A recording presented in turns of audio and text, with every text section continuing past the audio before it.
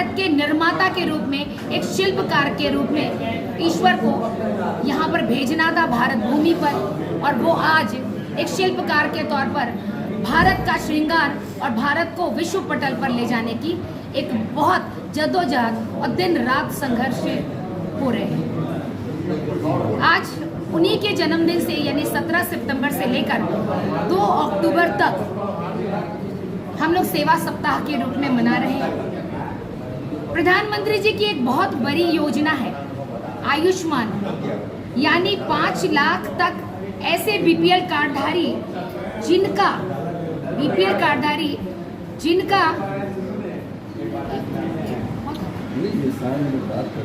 Chamber में चले जाइए ना, आप लोग भीतर चले जाइए। वो बीपीएल कार्डधारी जो इस योजना के निमित्त उनके अंतर्गत वो आ सकते हैं, ऐसे सभी कार्डधारियों के लिए आयुष्मान योजना को बनाया गया है। लेकिन प्रधानमंत्री जी का मन बहुत व्यथित इसलिए भी रहा कि उनको लगा कि बिहार में और बहुत ऐसे जगहों पर जहां बीपीएल कार्डधारी होने के बावजूद उनको आयुष्मान यानी गोल्डन कार्ड नहीं मुहैया कराया गया, उनका नाम छूट गया।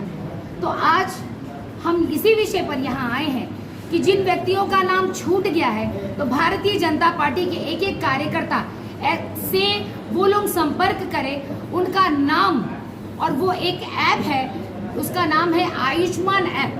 सभी के पास डिजिटली दुनिया है, सभी के पास स्मार्टफोन है।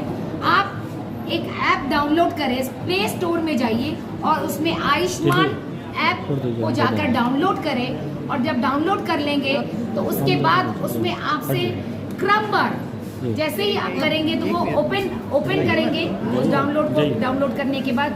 जब ओपन कर लेंगे तो ओपन करने के बाद वो आपसे पूछेगा, कुछ डिटेल्स मांगेगा। उसमें सबसे पहले NHA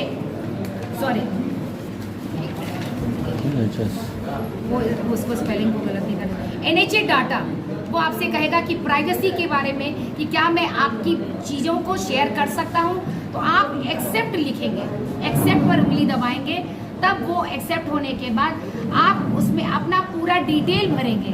उसमें आप अपना आधार कार्ड, उसमें आप अपना राशन कार्ड का नंबर, उसमें अपना पैन कार्ड का, आप अपना डोमिसाइल यानी आप जहाँ रहते हैं, आप अपना शहर, अपने राज्य के बारे में डिटेल, आपके परिवारों में आपके परिवार में कितने लोग हैं, उनकी संख्या, आपका अपना जो आय प्रमाण पत्र है वो भी डालना होता है।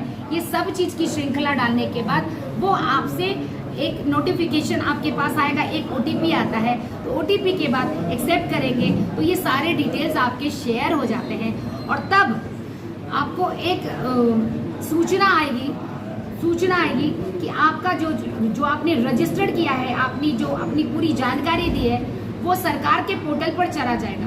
फिर सरकार का पोर्टल उसको वेरीफाई करेगा, वेरिफिकेशन के लिए भेजेगा। नहीं तो ऐसे तो कोई भी व्यक्ति कहेगा, मैं भी कह सकती हूँ कि मैं भी आयुष्मान के लिए योग्य हूँ, पर ऐसा नहीं है। सरकार ने उसके वेरिफिकेशन के लिए एक पूरी टीम गठित कर रखी है, और वहाँ से वेरिफिकेशन होने के बाद आपके पास मैसेज आएंगे कि आप आज से आपका आयुष्मान संख्या ये होता है, आप आयुष्मान कार्डधारी यानी गोल्डन कार्ड के योग्य यानी पात्रता आपकी हो जाती है। मैडम, आपके नज़र में बिहार में कितने आयुष्मान कार्डधारी हैं और कितने बचे हुए हैं, और बीजेपी इसको किस रूप में कैंपेन करने वाली है, वो जानकारी। देखिए, बिहार में बहुत ज़्यादा संख्या दिया गया था, लेकिन मैं यहाँ पटना से पहले बात करती हूँ, क्योंकि बिहार को देखेंगे, अभी हम पहले पटना को देख रहे हैं। मुजफ्फरपुर में भी हुई है, लेकिन पटना की ही संख्या, पटना तो केंद्र है जहाँ सरकार स्वयं बैठी हुई है। पटना की ही स्थिति बहुत खराब है। सब सरकार की थी कि देश में 27,000 से अधिक हॉस्पिटल में आयुष्मान कार्ड से इलाज की सुविधा मिल रही है वर्तमान में, और अब तक 24 करोड़ 82 लाख से अधिक आयुष्मान कार्ड बनाए जा चुके हैं। ये पूरे देश की मैं बात कर चुकी हूँ, लेकिन उसके बावजूद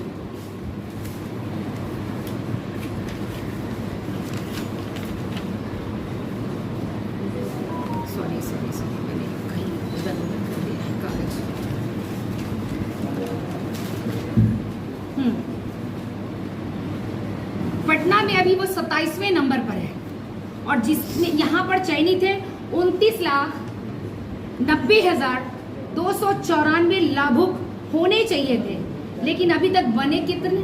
मात्र 3,39,000 के आसपास, यानी 4 लाख भी नहीं।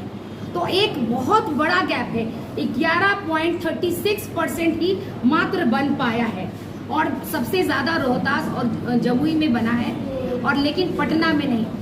ये इसके पीछे कारण है।